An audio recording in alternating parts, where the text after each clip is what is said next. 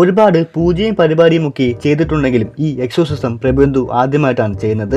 അങ്ങനെ പ്രേതബാധ കൂടിയ ആ പയ്യനെ കളത്തിലേക്ക് കൊണ്ടുവന്നിരുത്തി നോർമലായിട്ടുള്ള പൂജയൊക്കെ ചെയ്ത പരിചയമേ അവനുള്ളൂ.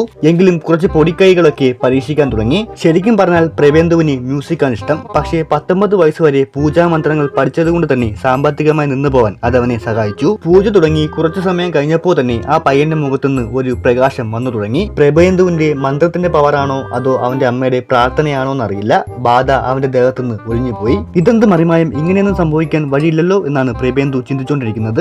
മോന്റെ അസുഖം പെട്ടെന്ന് മാറ്റി കൊടുത്തുകൊണ്ട് പറഞ്ഞതിലും കൂടുതൽ പൈസ അവർ കൊടുത്തു. അന്ന് രാത്രി പ്രഭേന്ദു ഉറങ്ങാൻ കിടന്നപ്പോൾ അവന്റെ റൂമിൽ ഒരു പെൺകുട്ടി ഫോണിലും കളിച്ചുകൊണ്ട് ഇരിക്കുന്നത് കണ്ടു. പ്രേതമാണെങ്കിൽ അവൻ പേടിക്കാൻ വേണ്ടി ഇരുന്നതാണ്, പക്ഷേ അവനെ കണ്ട് ആ പ്രേതമാണ് പേടിച്ചത്. അങ്ങനെ അവള് സ്ഥിരമായിട്ട് ആ വീട്ടിൽ വരാൻ തുടങ്ങി. അവൻ കരുതുന്നത് പോലെ അതൊരു ഉപദ്രവകാരിയായ പ്രേതമല്ലായിരുന്നു, പെട്ടെന്ന് കമ്പനിയാവുന്ന പ്രേതമായിരുന്നു. എങ്കിലും അവൻ തനിക്ക് വല്ല കുഴപ്പമുണ്ടോന്നറിയാൻ ഡോക്ടറെ പോയി കണ്ടിരുന്നു. അതിനുശേഷം അവൻ എവിടെ പോയാലും ആദ്യം അന്വേഷിക്കുക അവള് അവിടെ എങ്ങനെ ഉണ്ടോ എന്നായിരുന്നു. ഇന്ന് അവനൊരു പ്രധാനപ്പെട്ട റെക്കോർഡിംഗ് സെക്ഷൻ ഉണ്ടായിരുന്നു. അതിൽ സെലക്ട് ആയ സിനിമകളുടെ തട്ടകമായ മുംബൈയിലേക്ക് പറക്കാം. പക്ഷേ എത്ര ശ്രമിച്ചിട്ടും അവന്റെ ആ കഴിവ് പുറത്തേക്ക് വരുന്നില്ല. ഓഡിഷൻ ചെയ്യാമെന്ന ആള് ഇറങ്ങിപ്പോടേ എന്ന് പറയാൻ നിന്ന സമയത്ത് ആ ഗോസ്റ്റ് വന്നിട്ട് ഇവന് നല്ലൊരു ടൂൺ പറഞ്ഞു കൊടുക്കുന്നു. അത് ജസ്റ്റ് ഒന്ന് വായിച്ചപ്പോൾ തന്നെ അയാൾ യെസ് ഇതാണ് ഞാൻ ഉദ്ദേശിച്ച ടൂൺ എന്ന് പറഞ്ഞ് പ്രഭേന്ദുവിനെ അഭിനന്ദിച്ചു. എന്നിട്ട് മുംബൈയിലേക്കുള്ള ടിക്കറ്റും അങ്ങ് കൊടുത്തു. ഇവൾ ആള് കൊള്ളാലോ, ഞാൻ കരുതിയതുപോലെ പേടിക്കേണ്ട ആവശ്യമൊന്നുമില്ല എന്ന് തീരുമാനിച്ച് അവളോട് കമ്പനിയാവാൻ തുടങ്ങി. സത്യം പറഞ്ഞ അവളുടെ പേരെന്താ, വീട് എവിടെയായിരുന്നു, എങ്ങനെയാ മരിച്ചേ, ഇതിന്റെ ഒന്നും യാതൊരു ഓർമ്മയും അവൾക്കില്ലായിരുന്നു. അതുകൊണ്ട്